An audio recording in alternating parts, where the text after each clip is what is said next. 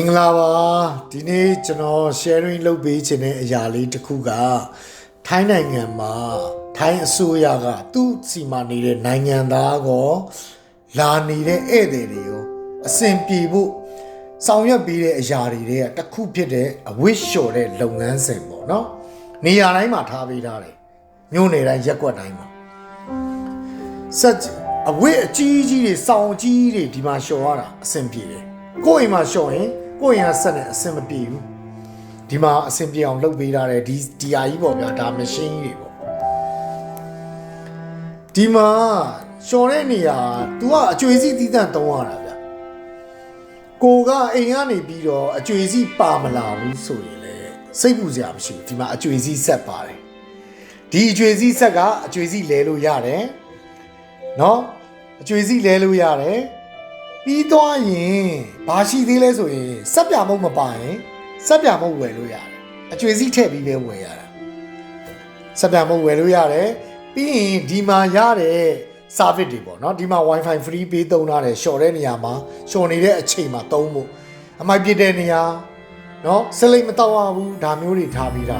ကဲဒါရှော်နေပြီပေါ့နော်ရှော်တဲ့နေရာပေါ့ဒါက 9kg ဒီဘက်မှာက 40kg setနော်ဒါ 40kg set ကိုကြိုက်တာသုံးလို့ရတယ်ဗျာနော်ဒီဘက်ဘေးမှာ 20kg set ရှိသေးတယ်ဗျာ27ထင်တယ် 27kg ဟုတ်တယ် 27kg set เนาะအဲ့ဒါတစ်လုံးရှိတယ်အဲ့ဒါနှစ်လုံးရှိတယ်เนาะကိုကြိုက်တာကိုသုံးလို့ရတယ်အဲ့ဒီကိုသုံးတဲ့အမောင်ပတ်စံဘယ်လောက်ကျတယ်ဆိုတော့လေ तू အဲ့မှာစက်မှာပြထားပြီးသားအဲ့ဒီအကျွေးစီကိုထည့်ရုံပဲစက်သုံးတဲ့ပုံစံကိုလည်းအပေါ်မှာထိုင်းလိုရောအင်္ဂလိပ်လိုရေးပေးတာရှော်လို့ပြီးရင်ဒီမှာ dryer ရှိတယ်။ तू ကကိုယ့်အိမ်မှာလှမ်းဖို့အဆင်မပြေရင်ဒီမှာ dryer ထဲမှာထည့်ပြီးတခါတည်းအချောက်ခံလိုက်လို့ရတယ်။ကြာတဲ့အချိန်က25မိနစ်ပဲကြာတယ်။အဲ့ဒါလည်းလုံပုံလုံနီးပြထားတယ်ဈေးနှုန်းလည်းတခါတည်းပေးထားတယ်။ 40kg ဆိုရင်ဘတ်50ကျမယ်။ 20kg ဆိုရင်80ကျမယ်။အချိန်က25မိနစ်နဲ့မိနစ်30။နော်အောက်ကပတ်စံ30ဆိုတဲ့ဟာက